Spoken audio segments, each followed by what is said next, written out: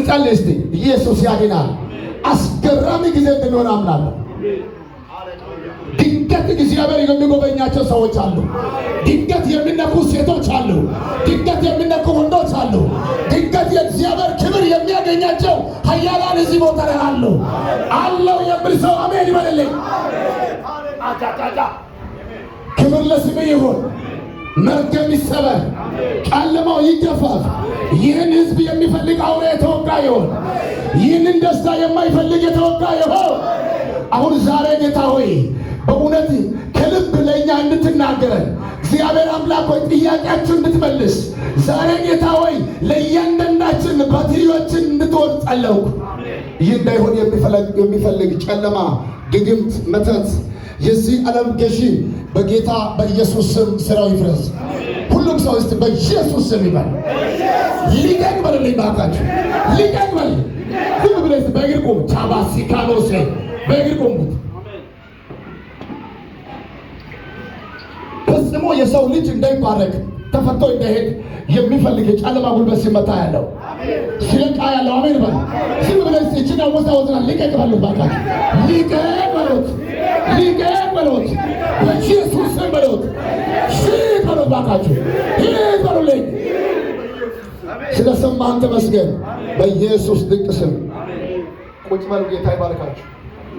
መጽሐፍ ቅዱስ የያዛችሁት ሁለተኛ ነገሥት ምዕራፍ 2 ከቁጥር 19 አብረና ያለን የከተማው ሰዎች ኤልሳዕን እነሆ ጌታችን እንደሚታየው የዚች ከተማ ኑሮ መልካም ነው፣ ውሃው ግን ክፉ ነው፣ ምድርቱም ፍሬዋን ታጨናግፋለች አሉ።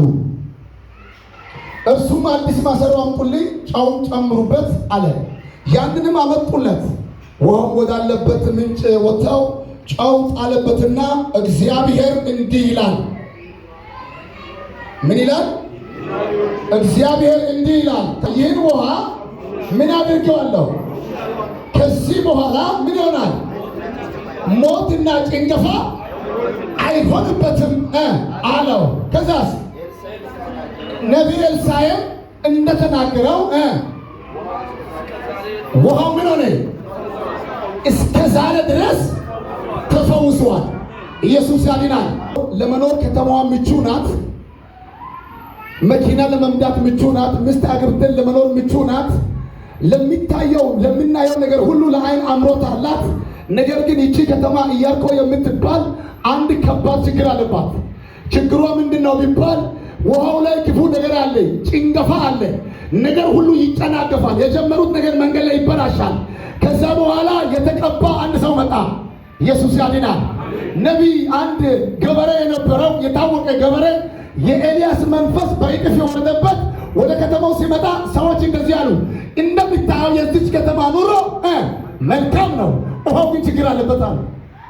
አጠገብ ላይ ያለው ሰው ነካ አድርግና መፍትሄ አለ በሉት። ድገምና መፍትሄ አለ በሉት። አሁን ዛሬ ጌታ የተናገረኝ ርዕስ ማንበብ መጽሐፍ የሚፈልግ ሰው ካለ እንደዚህ ነው፣ ዋናው መርገም ይሰበራል። አሜን። መቼ ሰምተሃል? ሁለት ሰው ብቻ ነው የሰማው። በኋላ ነገር ያለው ግማሽ ሰዓት ሲሄድ አብዛኛው ሰው መስማት ጀምራል። አሁን ግን አጠገብ ያለው ሰው ንካና እየሰማ ነው በሉት። ዛሬ የሚሰበረው በሉት ዋና መርገም ነው በሉት። ድግምና ዋናው መርገም በሉት ዛሬ ይሰበራል። ሰብሬ እወጣለሁ የሚል ሰው ጮሆ አሜን ይበልኝ። ያድናል። ዋና አንኳር ኖረ ሰው ሆነ ካደግ በኋላ ደቡብ አፍሪካ ከገባ በኋላ ሬሳ እንዲሄድ የሚያደርግ ደቡብ አፍሪካ ገብተህ 10 ዓመት ኖረ ዳ እንድትሆን የሚያደርግ ሾፕ ጀምረ እንድትዘጋ የሚያደርግ በየቀኑ በሌባ የሚያስመጣ ዋናው መርገም ዛሬ ይሰበራል። ማን ነው የሰማ ሰው ካለ አሜን ይላል። ደፋ አድርግና የመላእክት አንተን ይመለከታል ነው ወይስ ልደት ጠርታችሁ ነው የመጣችሁት ወይስ ፕሮግራም ነው የመጣችሁት? አይደለም። ልደት ሰው ለቅሶ ቦታ መጣ ኢየሱስ ይመጣል። አሜን። ገብቷል። ልደት እንኳን ጥሩ ነው። አደገኛ ሐዘን ላይ ተቀምጠ ቢሆን ጌታ መጥቶ ያነቃሃል። አሜን። ስለዚህ አምላኬ እንደዚህ ብሎኛል። ወደዚህ ከተማ ሲመጣ እዚህ ቦታ ላይ ቸርች ላይ ፕሮግራም እንደሚሰጥ ከተነገረ ሰዓት እንደዚህ የምን ድምጽ ይመጣ ይመጣ ነበረ። በዚህ ከተማ ላይ ያለው ቅዱሳንን ሲያስጨንቅ የነበረው ዋናው መርገም ይሰበራል።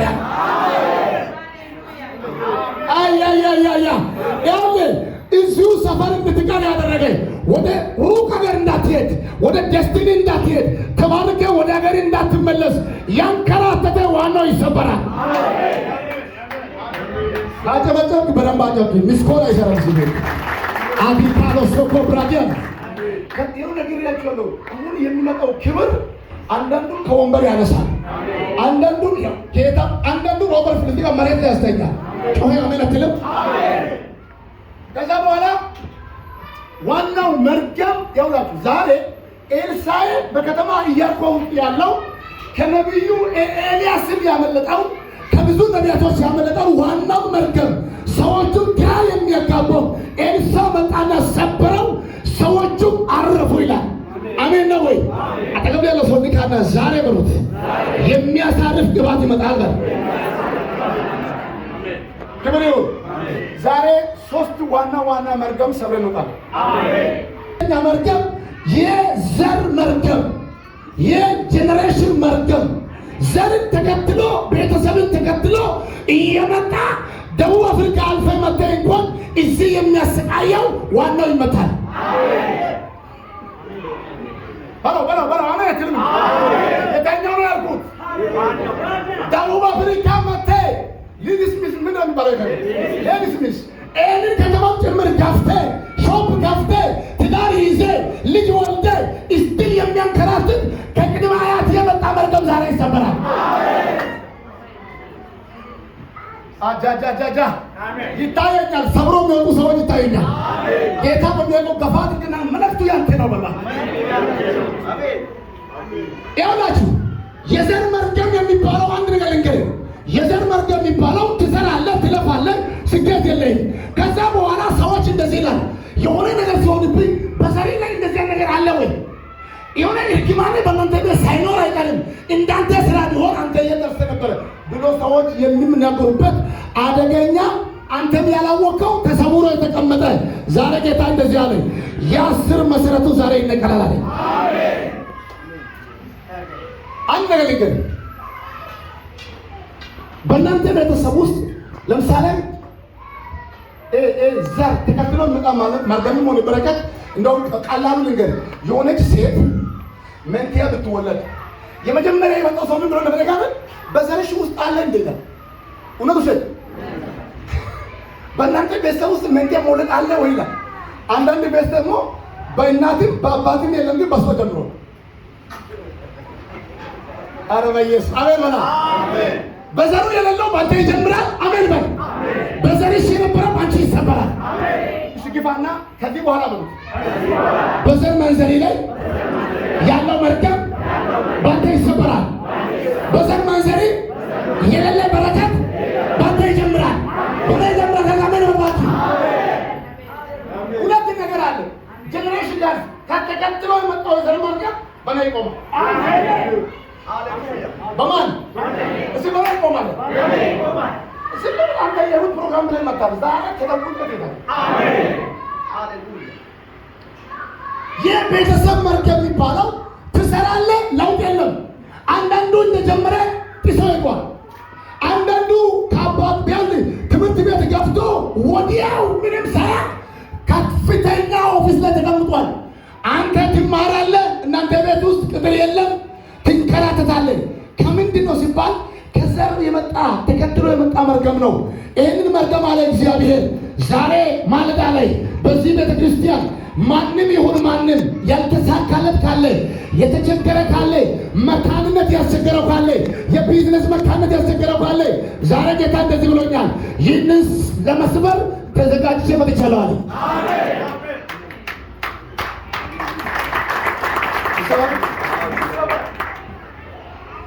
ያውላችሁ አንዳንድ ሰው ሰይጣን በብዙ ያከራታል። ስቃይ ነው የሚያሳየው።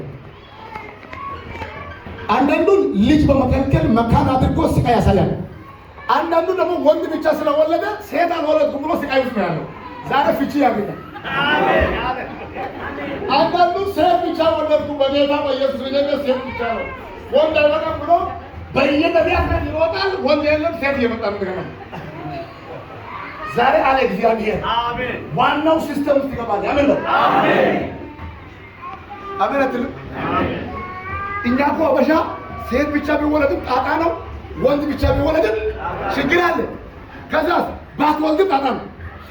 ስለዚህ መድኃኒዓለም የሚያዋሽቀው ዛሬ ይመጣል። አሜን። ልቀቅል። አሜን አትልም? አሜን። ስለዚህ ይሄ መርከብ አደገኛ ነው። ፋሚሊ ተከትሎ ከመጣ በዘሪ መካከል እርግማን ካለ፣ በዘሪ መካከል መካነት ካለ፣ በሽታ ካለ ተከትሎ እየመጣ አንተን ያጠቃል።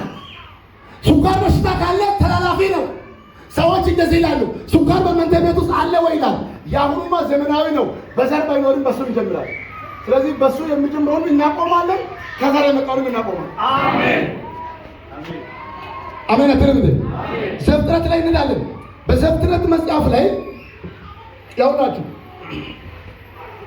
12:1 ላይ እግዚአብሔር አብርሃምን ምን አለው? ከሞን ምን አለው? ከዘሪ ከቤተሰብ ምን ሁን ያለው? ተለይተህ ውጣ።